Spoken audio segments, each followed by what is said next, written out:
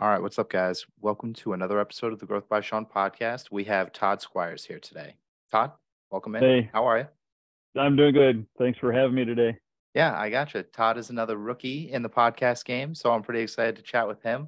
So, how we will get things started today. I love talking to, I've said this many, many times, but I love talking to the older guys.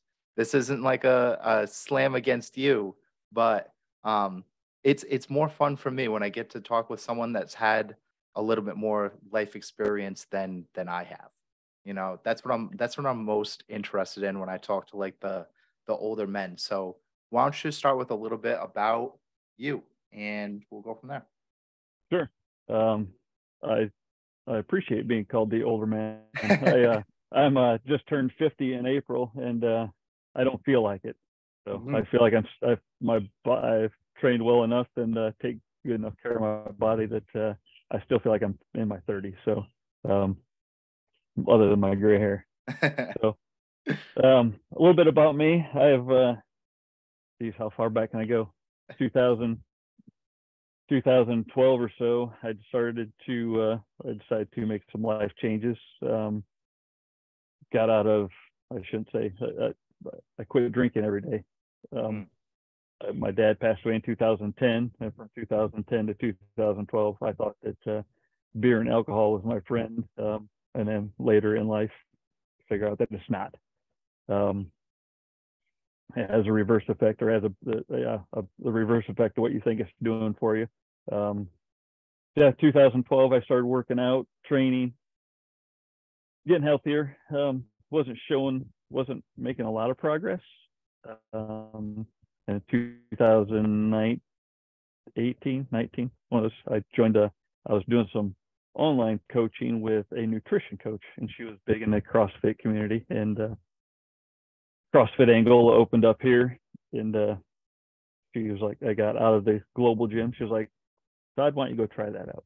Just I was in the global gym for 8 years, 10 years, whatever that number is. Went over and tried CrossFit, and when I went to CrossFit, the I went from 225 pounds to 180 pounds just by working out and eating better, being around a better community of people. And then I got hooked up with the owner, coach of CrossFit Angola, as a enlisted coach. mm, And then it kind of snowballed from there. I got even more healthier. Got started learning about this whole enlisted thing, and I was very standoffish at first, I'll say, with mhm. the enlisted. I don't know how well you rolled into it, but it's hard to, or it's a little more challenging, I think, for men to open up and tell their story. Mm. Um, at least from what I've seen after I got into the enlisted community. Yeah, I started working out with those guys. Hopped into enlisted, and actually got into enlisted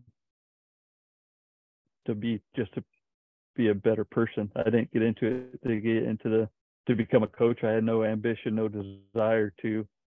Um, and now, uh, 6 months, 8 months later, I'm running workshops and helping coach people. I didn't plan on it. Yeah. It's interesting how it snowballed into that, and it's fun.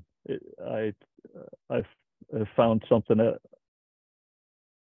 um, something I can relate to, something that helps. I guess it's easier to be a coach once you've gone through something than it is to be a coach that you've never gone through. Um, work on a skinny guy a skinny person trying to teach somebody how to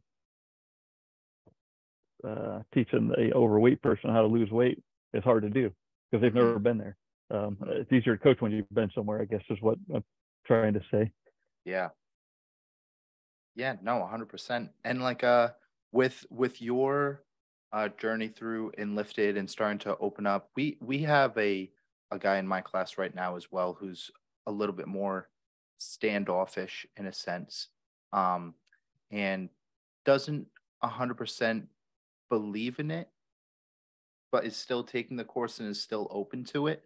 I do think that that's part of life and how we make progress. If you don't believe in something, then the progress isn't going to be as substantial as when you actually believe the process is going to work.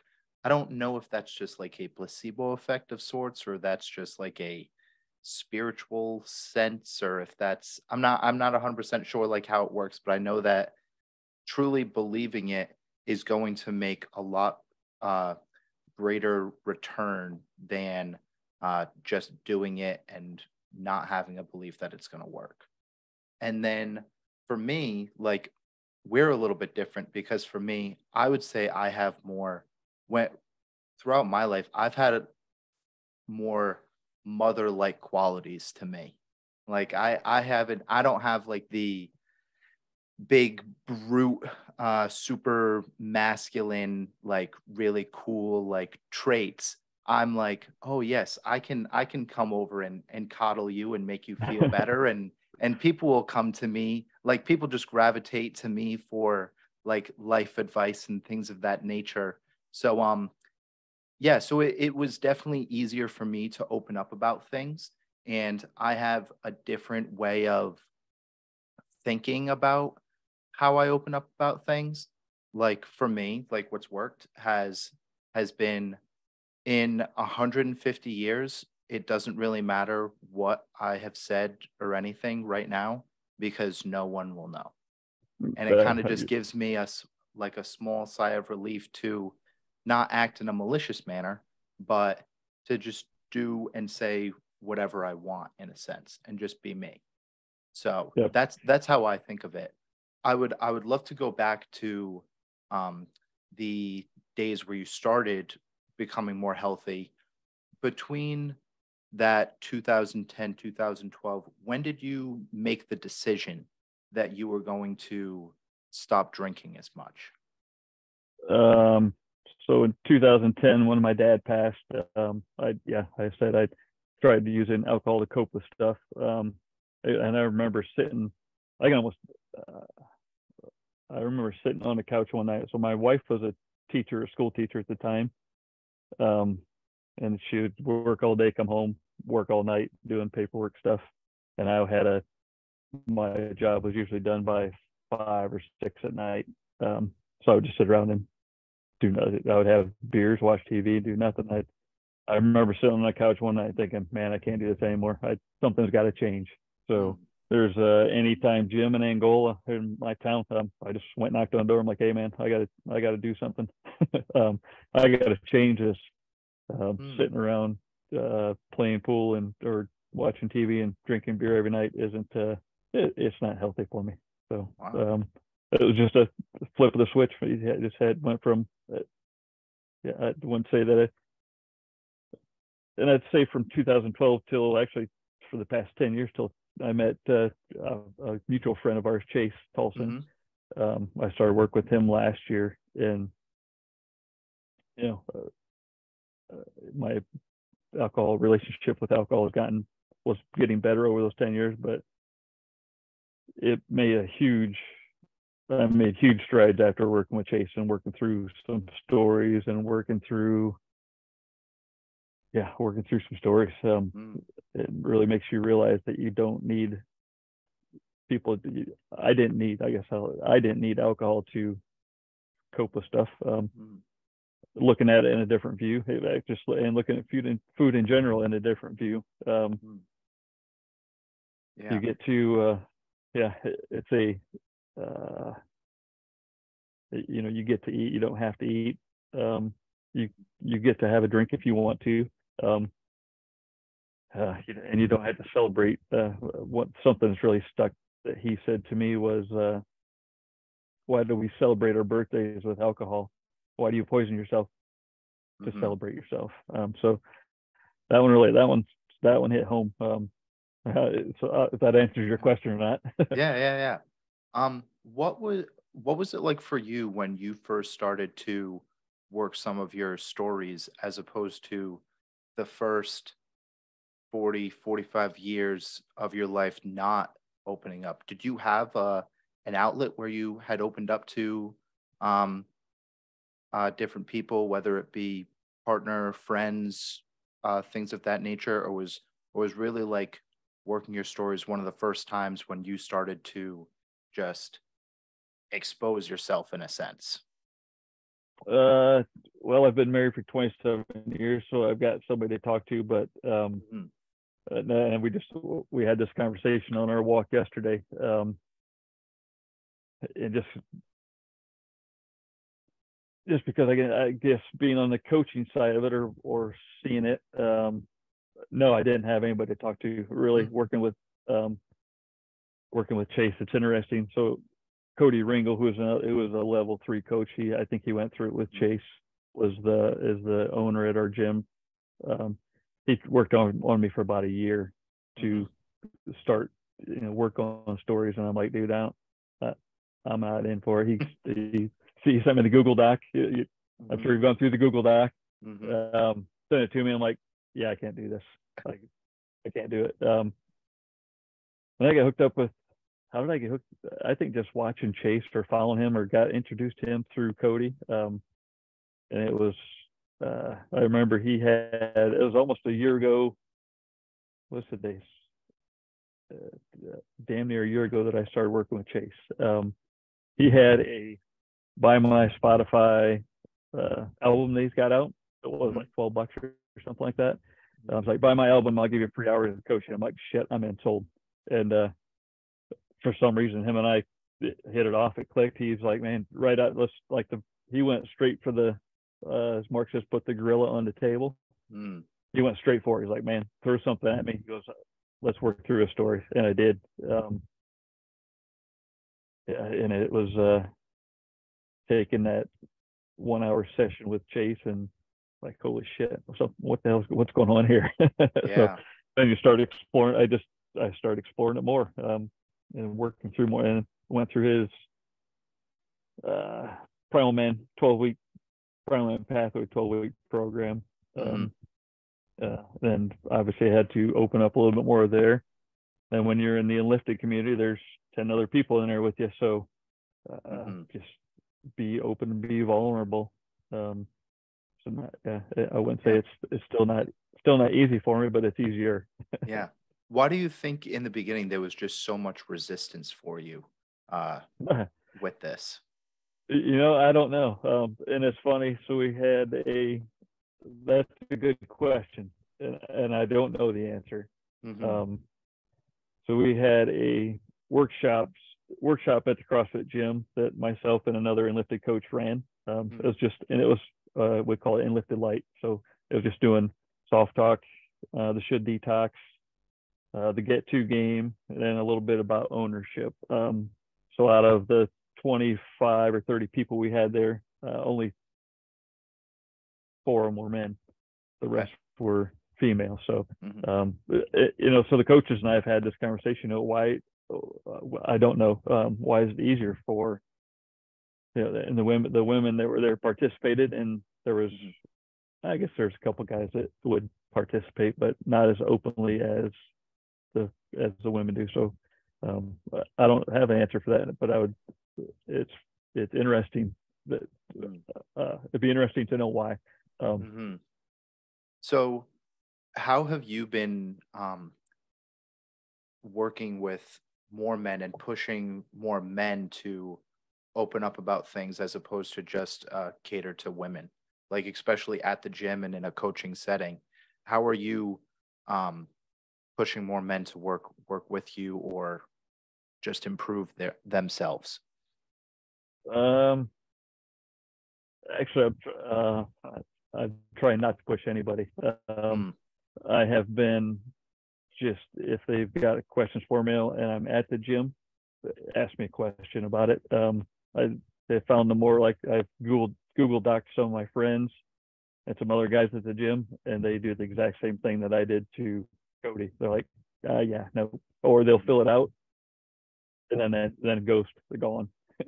But no, some of the guys will come up to me at the gym and ask me questions or talk to me about it, but that's as far as I almost think that men need to find it on their own. That, yeah. Yeah. You almost get, yeah. I don't know if it's a male trait, or if it's just something from our area. I don't know. I don't Okay. have a good Yeah. answer for that. Yeah. After you had done that first session with Chase, what were some of the feelings that had come up for you and why you had found it so impactful? Like, how did you feel after the session and maybe after a few days? After the first session, it felt like a weight had been lifted your off of my shoulder. Like, I remember walking. I had a meeting with him, or had that quick 1 hour session, and went to the gym, was on my normal routine, and had a kick-ass, just a stellar workout. And I texted him or sent him a message, like, dude, I don't know what you did, but I feel great. So, and then the more, then the more sessions you do, or more stories you get out, the better I was feeling. So obviously, when you get some joy or relief out of something, you tend to keep doing it. There's still stories inside that, I don't know if you get out. I don't know if there's a way to get out all the stories. I don't know that. Now, I definitely feel lighter. Yeah. Now, how do you start to bring the tools that you have learned into the household? I got a soft talk. I've got a soft talk sheet hanging on the fridge. My wife went to the workshop, and I've got 2 kids that, they're in tune to that as well. I'd say that, and working through the stories, you start working through some of your stories, and you start to have, I know that Chase talks about this a lot. You start to have a ripple effect on your friends, and your friends' friends, and like Chase says, he goes out 3 degrees to your friends' friends' friends, and it's obviously, you can't see all the effects that you have, but in the household, I can absolutely see that. My oldest daughter's getting ready to go to college, and you can see it where, I can watch her writing papers, or she'll bring something to me, and she was writing out a school essay or something to get into to apply for college, and she brought me her essay. I'm like, all right, let's read through it. And I'm not a scholar by any means, but I can pick out soft talk words when she's got them on a paper. I'm like, all right, let's change this. I will try to I will. So, just taking out words. So there is a ripple effect for sure. Now, how do you think that this new light that you have, and this, like, I will just stick with this light that you have, right? And the weight that's been lifted, how has that shown up just in terms of how you parent your children now? Like, how did it start to change once you went through this process? Learn how to breathe. Yeah, 2 dogs will do that to you too. Help you, instead of getting mad, just take a breath. All right, man, I can handle this. It's not the end of the world. So less yelling, more breathing. And if they do something wrong, it's take a breath and, all right, man, how can we change that? What else can we do? It's not a raise the voice and yell at them. So yeah, it's the household is calmer. If there, the dogs, but so if there were 3 lessons that you wanted your kids to take away from you, what do you think those 3 lessons would be? Ooh, that's a great question. Learn how to breathe. Learn your language. No soft talk, or know when you're using soft talk. I mean, soft talk can be used as long as you acknowledge it. And let's see, take ownership. No, don't project your, don't, yeah, don't project your, take ownership of your responsibilities. Yeah, those are, I'd say if you can get those three things down, you probably got a pretty good start on life. Yeah. Yeah, that's for sure. I mean, those are things that we're not really taught in school either, which is um difficult in a sense, but at least when we have more and more people that are becoming aware of the way we talk and think, um and all these different ideas that we have, like the more that can become aware of those things, the more that we can start to progressively change things. Did you ever consider uh, homeschooling your kids or? We didn't. Nope. So my wife was Okay. a teacher. Yeah, she was a teacher at public school for 20 years, and um, after going through, she made it through COVID, and then she was like, I can't do that anymore. Hmm. So Okay. that was she's been looking at it before, but no, we never did. We never looked at homeschool school. It's just, yeah, it's just what we did. I mean, she was a teacher, so that's what kids went. Yeah. So now that you're a little bit older, like closer to your 50s, but feel like you're in your 30s, how did um how did your diet and lifestyle look in your 30s versus how does it look today? Uh, let's see. I worked all the time in my 30s. Um, Pizza, beer, um, anything fast food. You know, yeah, drinking all the time. Not drinking all the time. Um, yeah, whatever's easy. And today my diet is egg whites and eggs with buffalo every morning. Yogurt for a mid-morning snack. Buffalo and sweet potatoes usually for lunch, and then it's steak, fish, or chicken, something protein for dinner. So Mm.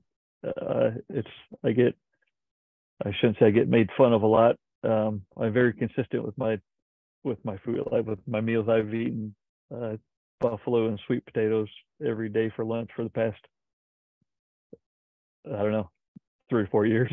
Yeah. So, but I know what I'm eating. Um, Mm. Unless it's a work meeting or something in between. There'll be days that, yeah, that you can't have the same thing for lunch every day, but or work meetings or whatever is going on. But yeah, nutrition and has changed 180 degrees from where it was at in my 30s. Yeah. So how did your the amount of work that you were doing and the amount of stress that came from work, how did it change from 30 to now? Um, 30. When I was 30, I was running a retail lumber yard. Um, yeah, so a lot. And today, I'm still in the lumber yard, in the lumber business. I'm still with the same company. Mhm. I'm in sales now, and I've got. I actually just taken some good hard looks at that stuff too. There's stress is less because I learned how to breathe more or learned how to breathe better. So I don't get as stressed out as I used to. Um, Eating better, not having alcohol be a number one factor in my life, and life is a hell of a lot easier now than it was when I was 30. Yeah. So 20 years of learning. I would say that my most of my learning has come in the past 3 years, 2 years, Mm. um, which is interesting. He's 50 years old and finding out about some of this cool stuff now. Yeah.